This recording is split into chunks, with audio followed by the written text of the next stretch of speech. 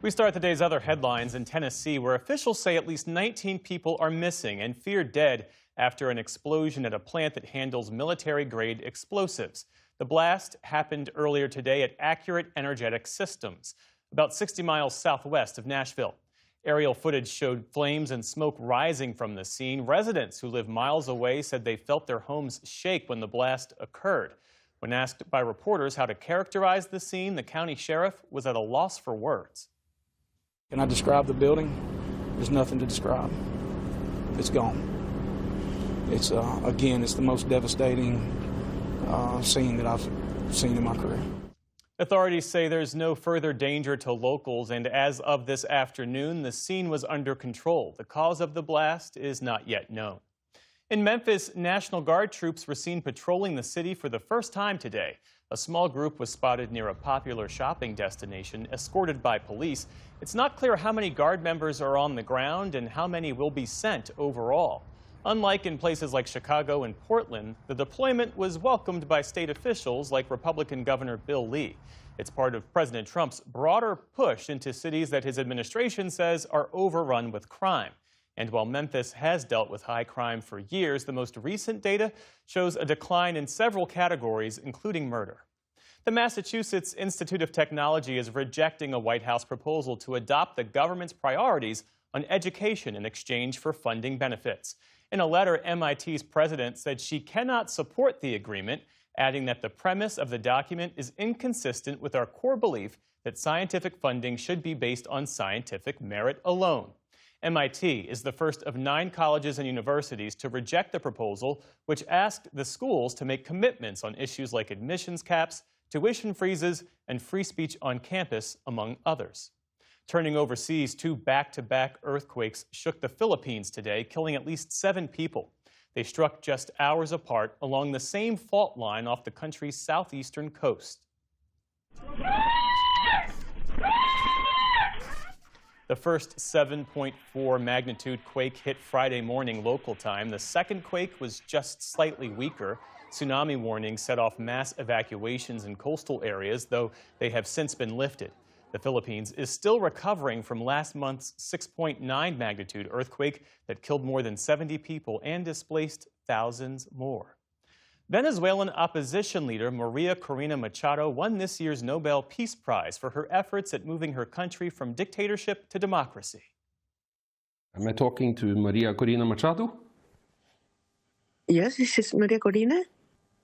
It shall be announced here at the Nobel Institute that you will be awarded the Nobel Peace Prize for 2025. Oh my God. Machado said she was humbled and grateful when she was reached by phone earlier today. She's been in hiding since last year after she was barred from running against President Nicolas Maduro for the presidency.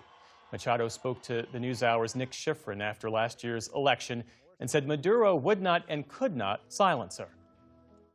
Well, I'm accused every single day of a new crime. I wouldn't have enough lives or years to address all the accusations they have put on me. I don't know what else they think they can do, but they certainly would not stop us from doing what we should. We will never, never surrender. The U.S. has recognized Machado's ally, Edmundo Gonzalez, as Venezuela's rightful president-elect. Today's prize comes as the Trump administration has stepped up military pressure on the Maduro regime, conducting targeted military strikes on alleged drug trafficking boats in the Caribbean. Mr. Trump himself had made the case that he should win the Peace Prize in the run-up to today's announcement. Meantime, President Trump is threatening to raise tariffs on China. After the closing bell this afternoon, he posted on social media that starting November 1st, the U.S. will impose a tariff of 100% on China over and above any tariff that they are currently paying. He said the tariffs are in response to new restrictions that China is placing on rare earth minerals.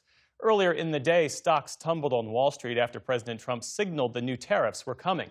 The Dow Jones Industrial Average dropped nearly 900 points on the day. The Nasdaq plunged more than 800 points. The S&P 500 posted its worst day since April.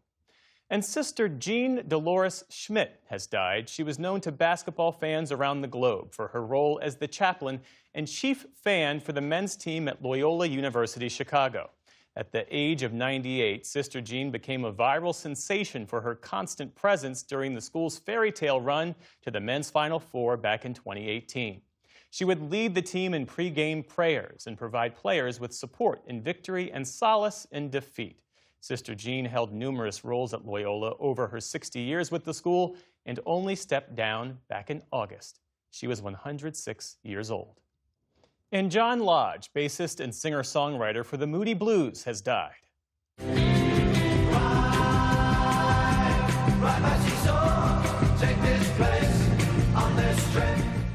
Lodge was behind some of the British rock band's best-known works. Born in Birmingham, he joined the group in 1966. They performed together for more than 5 decades until 2018, the same year they were inducted into the Rock and Roll Hall of Fame. All told, the Moody Blues released 15 studio albums, and Lodge released another 5 on his own. Lodge's family said he died suddenly and unexpectedly, surrounded by his loved ones and the sounds of the Everly Brothers and Buddy Holly. John Lodge was 82 years old. Still to come on the NewsHour, how one community has built a network of geothermal energy. David Brooks and Jonathan Capehart weigh in on the week's headlines. And actors Keanu Reeves and Alex Winter on their Broadway adaptation of a classic. This is the PBS NewsHour from the David M. Rubenstein Studio at WETA in Washington and in the West from the Walter Cronkite School of Journalism at Arizona State University.